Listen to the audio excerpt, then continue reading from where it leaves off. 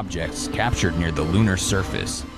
সম্প্রতি মার্কিন president Donald ট্রাম্পের নির্দেশে স্থানীয় সময় শুক্রবার দেশটির প্রতিরক্ষা মন্ত্রণালয় তথাকথিত ইউএফও বা অজানা উড়ন্ত বস্তু বিষয়ে কয়েক ডজন নথি প্রকাশ করে। জনগণকে নজিরবিহীন স্বচ্ছতা প্রদানের লক্ষ্যে এটি করা হয়েছে বলে দাবি মার্কিন প্রতিরক্ষা মন্ত্রণালয়ের।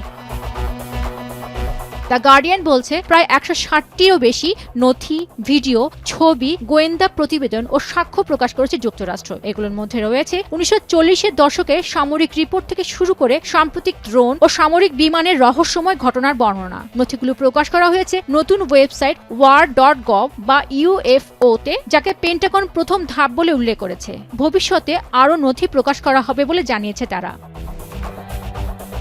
তবে প্রকাশিত এসব নথিগুলোর মধ্যে আলোচিত হলো অ্যাপোলো 11 মিশনের নভোচারী বাজ অলড্রিনের একটি ডিব্রিফিং, যেখানে তিনি চাঁদের কাছে উজ্জ্বল এক বস্তু দেখার কথা বলেছিলেন। আরেকটি নথিতে অ্যাপোলো 17 মিশনের তোলা ছবিতে ত্রিভুজ আকৃতিতে থাকা 3টি আলোর বিন্দুর কথা উল্লেখ রয়েছে।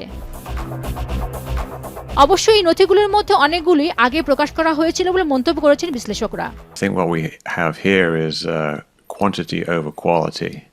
A lot of the files that we have are old files from the FBI, but we have no way of verifying them. And when they're paired up with the video really doesn't match what the pilot is saying. So we really don't have anything like a smoking gun that really gives us great evidence of any kind of advanced technology, and certainly not something like extraterrestrials. এদিকে প্রকাশিত ছবি ও ভিডিওগুলো কবে নাগাদ তোলা হয়েছে সেই বিষয়ে জানা যায়নি। তবে এসব প্রকাশের ফলে সরকারি গোপনীয়তা এবং মহাবিশ্বের অন্য কোথাও প্রাণের সম্ভাব্য অস্তিত্ব নিয়ে নতুন করে বিতর্ক উস্কে যাওয়ার সম্ভাবনা রয়েছে। তবে ইরান, লেবানন, গাজা ও ইউক্রেন যুদ্ধ এবং যুক্তরাষ্ট্রের অভ্যন্তরীণ রাজনৈতিক উত্তেজনার মধ্যে ইউএফও ফাইল বা অজানা উড়ন্ত বস্তুর গোপন নথি প্রকাশকে ভালোভাবে দেখছেন না ট্রাম্প বিরোধীরা। তাদের মতে মার্কিন প্রেসিডেন্ট নিজের ব্যর্থতা ঢাকতে এসব নথি উন্মোচনের সিদ্ধান্ত নিয়েছেন। পেনুকা সুলতানা, এখন বিশ্ব।